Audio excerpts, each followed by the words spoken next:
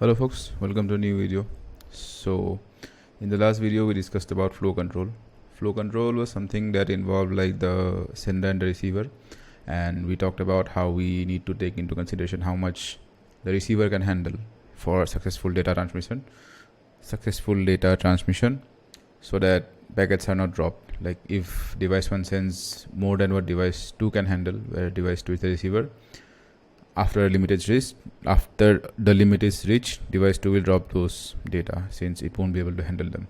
So we discussed how we somewhat handle that use case in here, but this is a very ideal scenario which we won't face in a real world. Like basically, this is like what we consider is like direct host to host communication sort of a thing. Like there is no intermediary element in between, but normally what's the case is, let's say two devices are on like other side of the world, so they cannot directly communicate. They need to go through a series of routers, like we discussed in the very first video where we discussed about subnets and everything. So they need to go to a series of routers. So, and like as you expected, these routers have a limit as well for them to function properly, because they cannot handle unlimited amount of data, same as device 2, because this is also like something with a very limited amount of resources. So that's the issue here. So even if device 2 can handle, let's say 1 GB of data, but router cannot handle that much of data, then if device 1 sends 1 GB of data at a time, device 2 won't receive it because it has to go through the routers and then it will go to device 2. So we need to take this thing into consideration as well. So that's what we talked about in that's what we talked about in the last video, I guess, the receiver window thing, like how much it can handle and everything, if you can remember, on the routers, like the receiver window size and all those things. What let's introduce a new element here to understand this aspect here. We call it let's call it congestion window. Congestion window is something that keeps track of how much data is to be sent to avoid congestion, and like it basically takes the congestion factor into consideration, and based on that it will decide on how much of data is to be sent from the sender side. It's mostly on the sender side, not on the receiver side, so that the router isn't congested and the packets aren't dropped and stuff. There are two main like ways that come under congestion control. First one is just give me a minute. Okay, there are two main ways that comes under congestion control. First one is slow start, and second one is congestion avoidance. So these are the two fancy terms that takes place here. But before we move into that, I would like to give you a very real life scenario sort of a thing. Let's say two parties are negotiating among one another. What would be like an ideal flow of that whole conversation? Suppose one party is like, okay, I can do this. If the next party agrees very easily, then this party will try to push. Okay, let's since they agreed very easily, that maybe I'm able to increase my demands a bit more. It does that. Then even after that, if the party agrees very easily, then it increases it further, the demands, since it's not that hard for the other party to fulfill those needs. But after a point, when the other party's threshold is reached, like as in a level is reached where they cannot give for whatever the first party asks for, they will try to push back a bit. So even after pushing back, like if this party tries to keep on pushing, then the deal is off. Like the deal won't take place in the first place. So that's a basic negotiation sort of a thing. So if you assume a graph sort of a thing for a negotiation scenario, how would it look like? Okay, I'm not able to find okay, maybe this one. I think I'm trying to make an exponential graph, but this is turning out to be something else. Okay.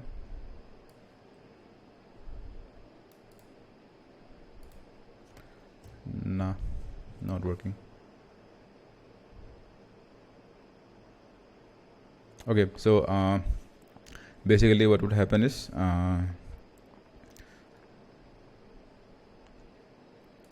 yeah, so if you visualize the whole like the whole process of the negotiation thing, how would it look like?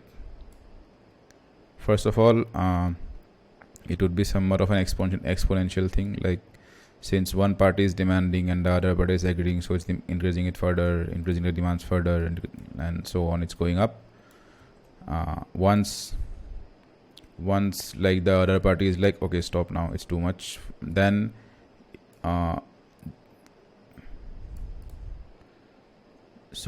basically, let's say one party starts here and it keeps on increasing its demand at a very high rate during the negotiation process, and until the other party agrees very easily to it, like this party feels like they can keep on increasing their demands. But after a point, of course, their limit would be reached and they're like, oh, okay, sorry, like we cannot agree to those things or those terms any further. So let's say this is that point. So after that, it will maybe slow down its demands somewhat. Like it won't demand as much as it used to initially. It will demand slowly. So as you can see, like the demands here, if you consider, it's increasing exponentially, and here is linear. So first of all, it will keep on increasing its demands until the threshold is reached, and then maybe it will take smaller steps and stuff. But if it keeps on pushing, then the deal might go off as well. Like let's say those two people are trying to have a deal, but the one party is trying to keep pushing, so the deal might go off and it won't even go any further. So we are back to square one. That's the basic thing. So just keep this in mind while we are trying to understand this whole thing. Like the negotiation thing that we discussed, we'll come to it. Just keep this in mind for now. So what is slow start? Let's start with that. So technically, slow start, let's say device 1 and device 2 are trying to communicate, and there is a we don't need okay, let's say device 1 and device 2 are trying to communicate with each other for slow start.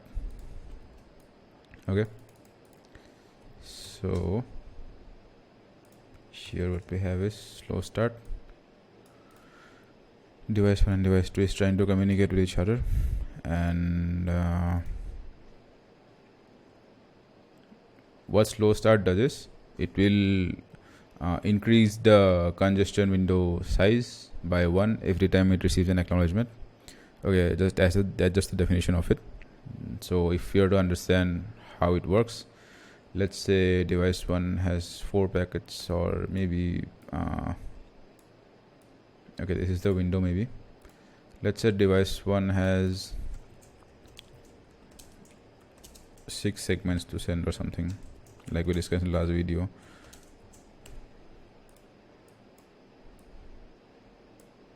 And this is the congestion window size. Initially we just have 1, or maybe initially let's say we just start with 1 for simplicity's sake. This can be more than 1, not necessarily it needs to be 1, but let's say we start at 1.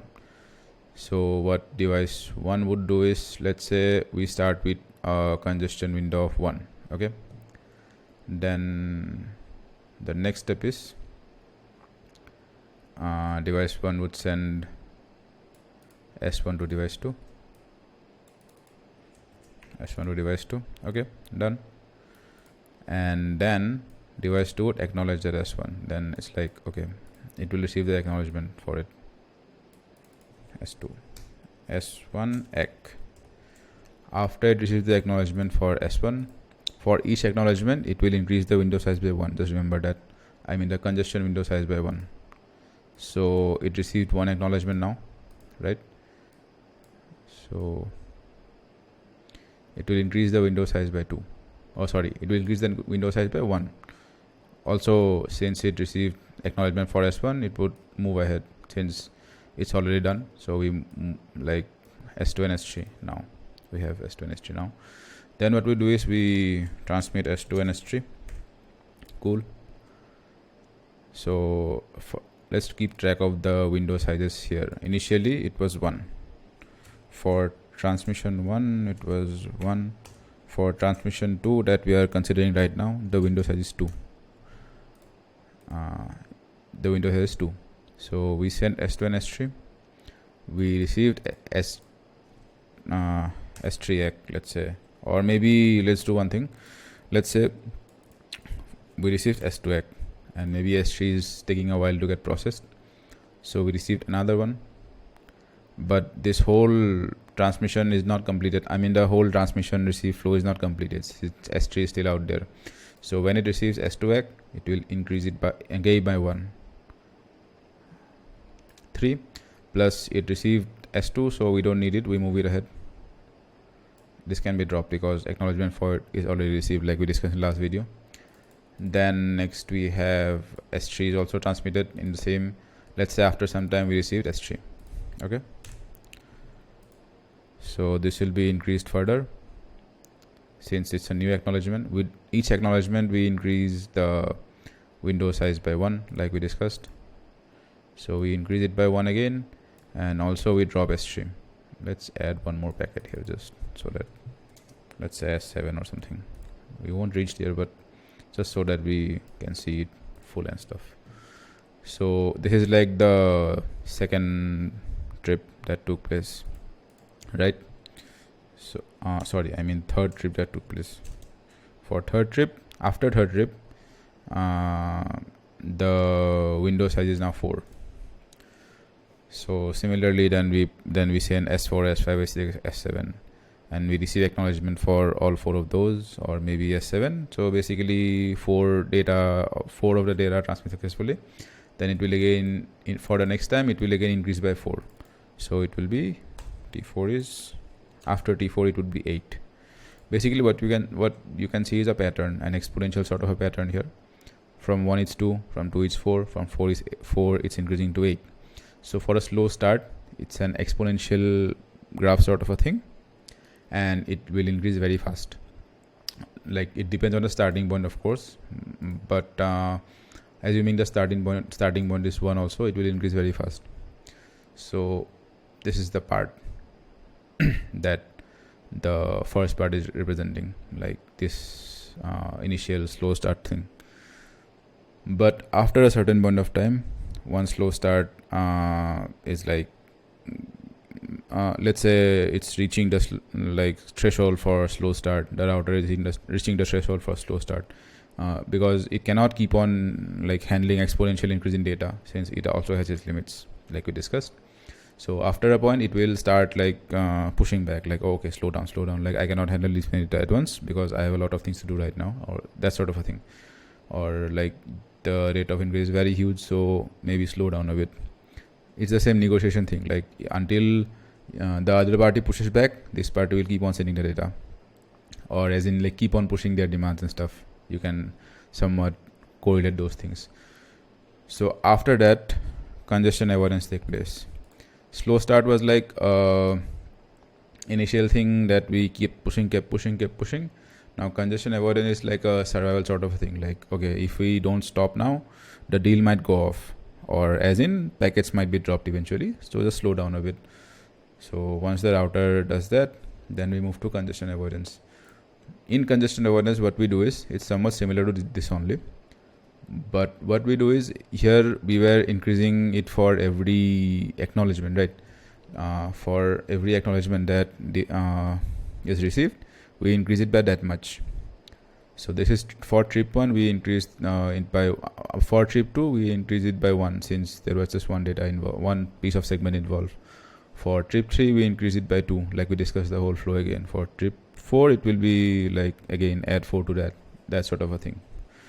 But with congestion avoidance, what we do is we increase it by 1 for every completed trip, not every acknowledgement that we receive. So one trip is like, let's say device 1 sends hundreds of segments and it receives hundreds of acknowledgement back. Once the whole trip is completed, then we increase it by 1. It's not like if it receives 100 acknowledgement, it will increase it by 100. No. Even if it receives thousands of acknowledgement and sends thousands of data, the whole trip is basically whatever data you send, you receive acknowledgement for all of those. That's the whole trip. And we increase it by 1 for one single trip. So let's take the same example again. Let's say, what to say? Okay.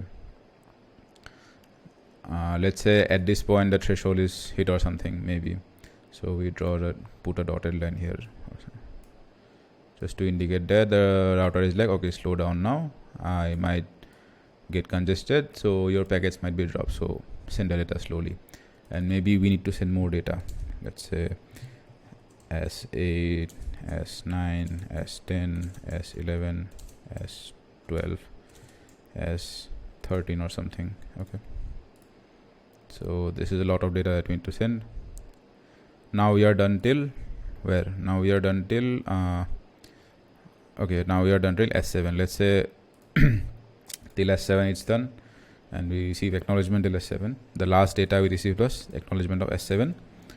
So yeah, basically, let's say last data we received was okay,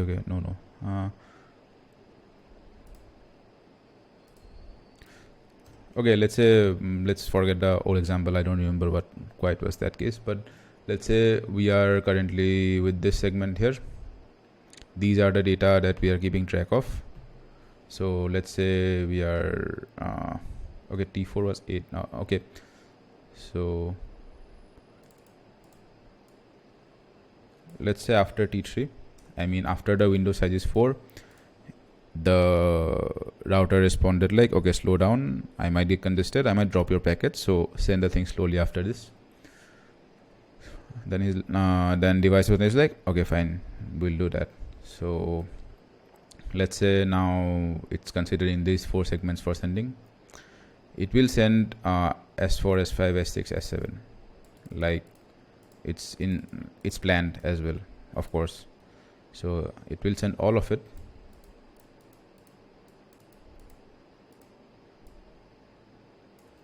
It will send S4, S5, S6, S7. Let's say it receives acknowledgement for all of them as well. Like, of course, it won't receive for all of them. There will be a single one, or like we discussed, the last piece of data that's being processed. It will send acknowledgement for that. But let's say everything is processed. So let's say acknowledgement for all of them is received. Now one whole round trip is complete, if you can understand. Like, it's not about how many acknowledgements it received. It's like, did the whole data that I sent, was that whole thing processed or not? If it's processed, then one round trip is complete. So here we are done till S7, like we discussed. So we can drop till S7 on the sender side. I mean, till segment 7 we can drop. We don't need them since those are processed. So we move ahead. Also, another thing that we do is, after T4 is in the 4th trip, we increase the window by 1. If you notice, it's not increased by 4 and it's not 8. If you can notice, it's increased by 1. Like we discussed, after one round trip it will be increased by 1 for congestion avoidance, so that like the data is even if, like, at this stage the device is really pushing, it's pushing, but it's pushing as slow as it can, so that the packets aren't dropped, but also data is transmitted properly. So it's pushing very hard, and that's the thing. So we don't increase it very further, so we increase it by 1 only. Let's say now it's 5. Next time it will send 5 segments, not 4. So it will be like S8, S9, S10, S11, S12. And after some time, maybe it will receive acknowledgement for those as well. All of them are processed. And then once we do that, let's say it's 5. After we do this on trip 5, we'll add one more to it, one more length to the congestion window. So next time it will be 6 and so on. But if we didn't reach the limit, for this time it would have been 1 acknowledgement for each segment, so it would have been 8. 4 plus 4 acknowledgements that we received, this would have been 4, and this would have been 8, and here it would have been 16. So it would just keep on increasing exponentially, but since we reached our limit, so we are increasing it by 1 for every trip. But let's say even if with that rate, we are not able to like push all the data to the other side, and like the final limit is reached for the router. Like this is a warning sort of a thing, if you may. Like, okay, basically with this limit, what the router is saying is, okay, slow down. I might I am getting a bit congested, so I might drop your data if you keep sending at this rate. But after, like, if that thing persists for a long time, and it will keep sending data slowly, even if it's sending slowly, like if it reaches the other limit, packets will start to drop, and then like the rate will move to 0 again, like ekdam like rock bottom, and it will start from the beginning again, like if packets are dropped. And the same thing will take place, and the next time this will be a bit lower than what we have here right now, and the graph would keep moving. But that's a bit advanced stuff, but just keep this in mind, like how does these two take place in a very simple manner. So for us to summarize the whole thing, basically every network has routers to handle communication between devices, and those routers have a limit, though that limit is to be taken into consideration so that communication is effective and efficient and stuff. So to take that into consideration while transmitting the data, we do something called congestion control. Congestion control is mostly like on the sender side and not on the receiver side. Basically sender has something called a congestion window, which helps it to keep track of how much data the router can handle at this moment and send data accordingly. So there are two things that we need to keep in mind while like how the congestion window size is handled and stuff. One is slow start, one is congestion avoidance. Slow start is something that where after a connection is made, when the transmission of data starts, slow start takes place first. For slow start, two simple thing. For slow start, we add one for each successful acknowledgement. For congestion avoidance, we add one for each successful trip. That's the thing. And if for any trip any packet is dropped, we move to the bottom and start from the beginning again with slow start, like this graph says. I'll just bring this up for now.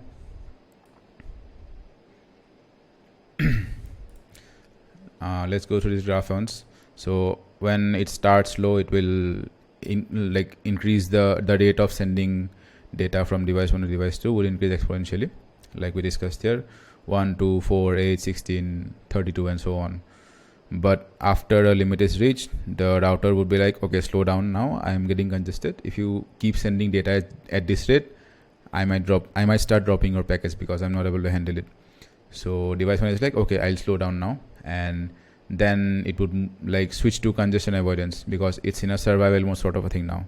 Like now it's like, if I keep sending data at a very high rate, my packets might be dropped, so I need to slow down.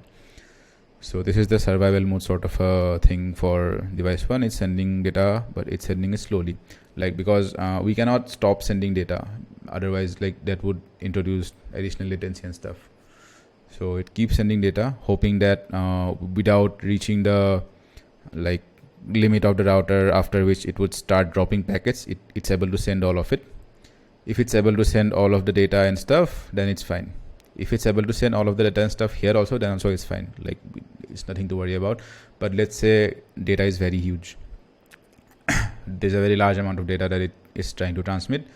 So in that case also, like the limit of the router would be reached, and once it starts dropping packets, it's like, okay, like it's getting serious now. I need to slow down drastically because the router isn't able to handle it.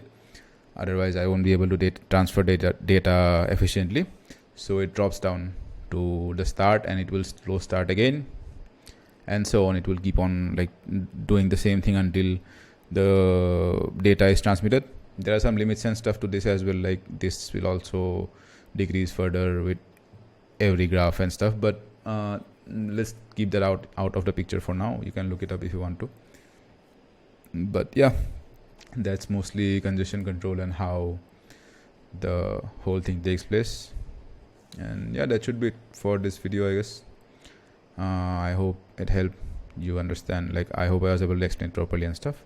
And if you like my content, of course you can like, subscribe and share it with your friends and stuff. And if you didn't understand anything, you can always ask in the comment section. Okay, yeah, that should be it for today, I guess. See ya, guys. Good day.